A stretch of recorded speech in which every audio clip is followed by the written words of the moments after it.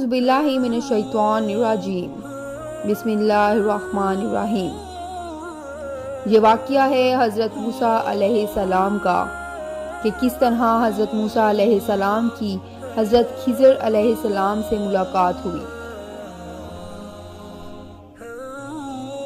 تو واقعہ شروع کرتے ہیں۔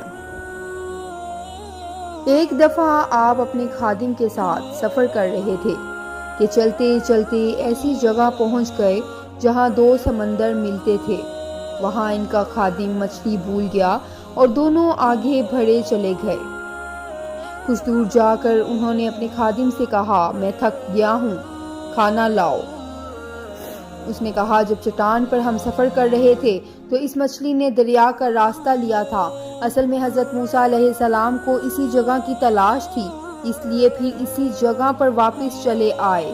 وہاں انہوں نے اللہ کے ایک بندے کو دیکھا اور کہا کہ اللہ نے جو کچھ آپ کو علم دیا ہے وہ مجھے بھی سکھا دیجئے۔ مگر انہوں نے جواب دیا کہ تم صبر نہ کر سکو گے۔ آخر جب انہوں نے زیادہ اصرار کیا تو کہا کہ تم میرے ساتھ رہنا چاہتے ہو تو شرط یہ ہے کہ جب تک میں خود تم سے نہ کہوں مجھ سے کوئی بات نہ کرنا اور نہ ہی پوچھنا۔ حضرت موسیٰ علیہ السلام نے یہ شرط منظور کر لی اور دونوں سفر پر روانہ ہو گئے۔ دونوں ایک کشتی پر سوار ہو گئے تو اس اللہ کے بندے نے کشتی کو توڑ ڈالا۔ حضرت موسیٰ علیہ السلام اس پر ناراض ہوئے اور کہا، تم نے خواہ کشتی توڑ دی، اس میں سوار لوگ ڈوب جائیں گے۔ انہوں نے شرط یاد دلائی تو آپ نے کہا، میں بھول گیا، اب ایسا نہیں ہوگا۔ آگے بڑھے تو خشکی پر ایک لڑکا ملا جسے انہوں نے قتل کر ڈالا۔ اس پر موسیٰ علیہ السلام بگڑ گئے اور کہا، بغیر کسی قصور کے ان کو مار ڈالا ہے آپ نے بہت برا کیا۔ اس پر انہوں نے کہا، میں نے کہا تھا کہ آپ میرے ساتھ نہ چل سکیں گے۔ پھر دونوں میں قول و قرار ہوا۔ چلتے چلتے ایک گاؤں میں پہنچے جہاں کے لوگوں نے ان کو اپنا مہمان بنانے سے انکار کر دیا، مگر ان دونوں نے دیکھا کہ ایک دیوار گرنے والی ہے، اس کو انہوں نے درست کر دیا۔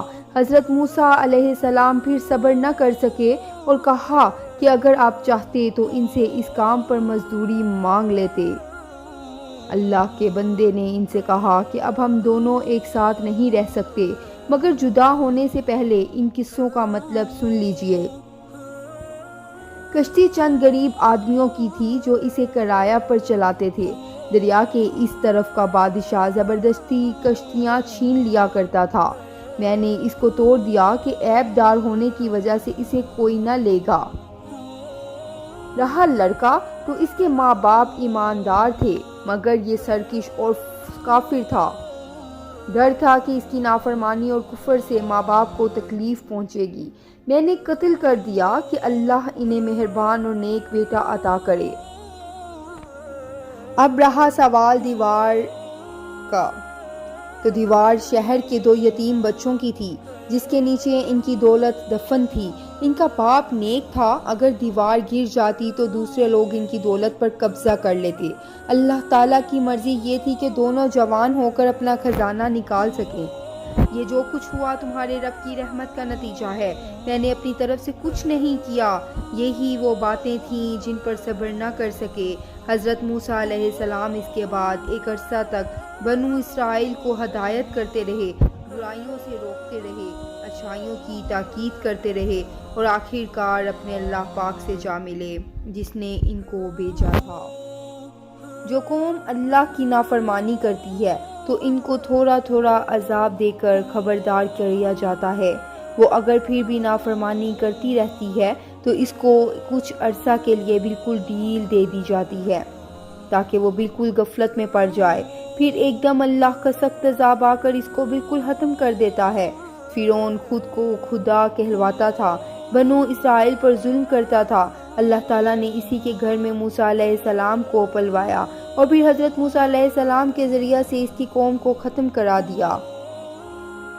دوسرا سبق ہم کو یہ ملتا ہے کہ جو قوم بہت عرصہ تک اس کی غلام رہتی ہے، اس کی رگ رگ میں غلامی بس جاتی ہے، غیرت بہادری ختم ہو جاتی ہے اور اس کا جی چاہتا ہے کہ بار بار وہی غلامی کی باتیں کرے جس طرح بنو اسرائیل نے آزاد ہونے کے بعد کی۔